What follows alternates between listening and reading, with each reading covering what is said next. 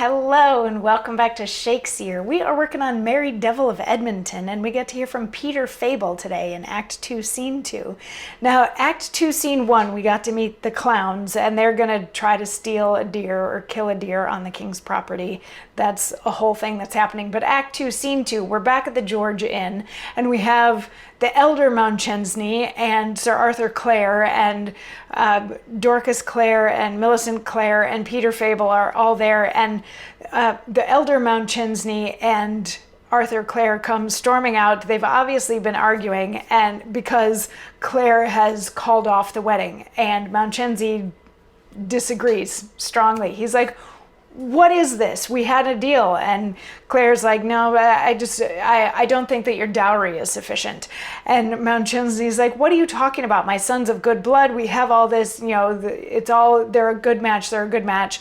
And Claire's like, no, I just don't think that they're a good match. And Mounchensey's like, well, but now your daughter has a broken off engagement. So who's going to want her? She's damaged goods. And he's like, oh, I'm going to put her into a nunnery for a while. And Mounchensey's like, there's no way that you're putting her into a nunnery. Like, none of this makes any sense. And he turns to Henry Clare and he's like, I get it. I'm very mad at your father right now, but I still love you. And Lady Dorcas comes in and she's like, I'm trying to, she's trying to mend the argument a little bit and get some peace going. Like, yes, we can still be friends through all of this stuff. And then Peter Fabel sort of adds on to that, saying, I hoped your great experience and your years would have proved patience rather to your soul than with this frantic and untamed passion to whet their skeins.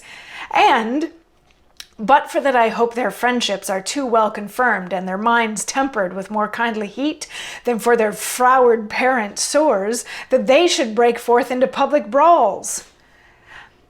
Howe'er the rough hand of the untoward world hath molded your proceedings in this matter, yet I am sure the first intent was love. Then since the first spring was so sweet and warm, let it die gently, ne'er kill it with a scorn. So he's trying to keep the peace. He's starting out saying, like, you guys should know better. You're old enough and wise enough. You guys should know better than to be, bringing your arguments out into the streets. And I certainly hope that your children don't follow in your footsteps and bring their arguments out into the streets. And he's like, whatever it is that brought you to this place, you used to be really good friends. Why can't we just, if you have to part ways, do it amicably, do it peacefully. You don't have to actually have an all-out brawl in the street about it. But neither Mounchensey nor Clare is satisfied with that. Mounchensey is still very angry, and he starts hurling some threats. And then Clare is like, pack up, kids, we're going now. I'm going to get you into the nunnery by tonight. And Millicent has a little aside where she's like, none of this is okay with me. And if they put me into a nunnery and leave me there for a year, they will absolutely see what the definition of madness is. I'm going to show them what that looks like. But Clare packs up his whole family so they can ride off and he can have her put into a nunnery.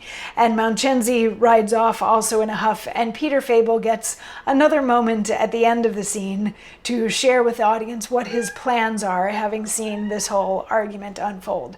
And we will get to hear those plans in tomorrow's monologue. So I'll see you then. Mwah.